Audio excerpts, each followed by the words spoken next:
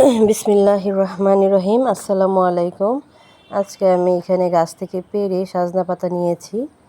তো এই দেখেন ঢাল ভেঙে নিয়ে আসছি। এখন আমি এগুলা রান্না করব।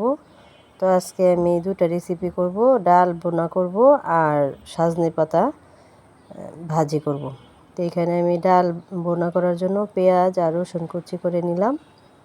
এইগুলো একটু লাল করে ভেজে তারপরে একটু পাঁচফোড়ন দেব, দিয়ে আমি ডালের মধ্যে লবণ, হলুদ, জিরা গুঁড়া দিয়ে একদম বাগারে বসিয়ে দেব।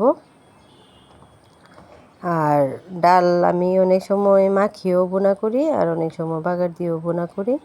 তো এখানে আমি ডালটা দিয়ে দিলাম। ডালটা এখানে একটু ভাজা ভাজা করে নেব প্রথমেই। আরও যেহেতু ভাজা ভাজা হয়ে গেছে, এখন আমি পরিমাণ মতো পানি দিয়ে দেব যেন ডালটা ফুটে একদম বোনার মতো হয়ে যায়। আর এইভাবে ডাল বোনা করলে খেতেও অনেক মজা হয়।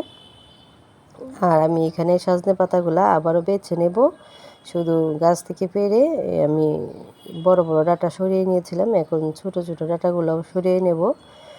আর এভাবে প্রত্যেকটা সজনা পাতায় আমি কেটে বেছে নেব সুন্দর করে। আর সজনা পাতা দিয়ে আপনারা অনেক রেসিপি করতে পারবেন, বড়াও করতে পারবেন, ভাজি করতে পারবেন। আবার আপনার এই সজনা পাতাটা শরীরের জন্য অনেক উপকার, অনেক ক্যালসিয়াম আছে সজনা পাতায়। যাদের ডায়াবেটিস রোগীদের জন্য তো সজনা পাতার কোনো বিকল্প নেই।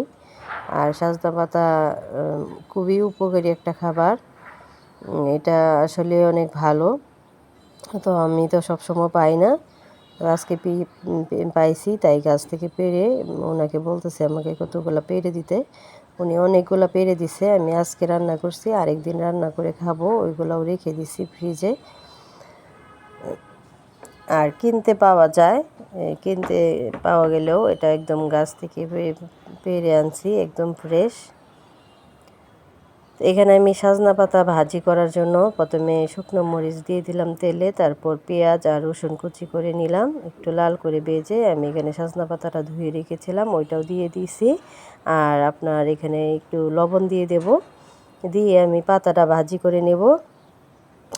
পাতাটা ভাজি হয়ে গেলে আমরা খেতে বসবো।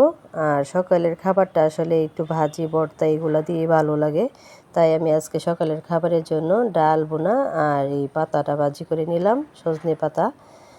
আবার ভিডিওটা যদি আপনাদের ভালো লাগে অবশ্যই লাইক দিবেন, কমেন্ট করে জানাবেন, এবং যারা আমার চ্যানেলটা সাবস্ক্রাইব করেন নাই তারা সাবস্ক্রাইব করে দিবেন দয়া করে। আর আগামী ভিডিওগুলি দেখবেন, আর বেশি বেশি লাইক শেয়ার করবেন, কমেন্ট করবেন। সবাই ভালো থাকবেন, সুস্থ থাকবেন, আর আমার ভিডিওগুলি দেখবেন, সেই শুভকামনা জানিয়ে বিদায় নিচ্ছি। আল্লাহ হাফেজ।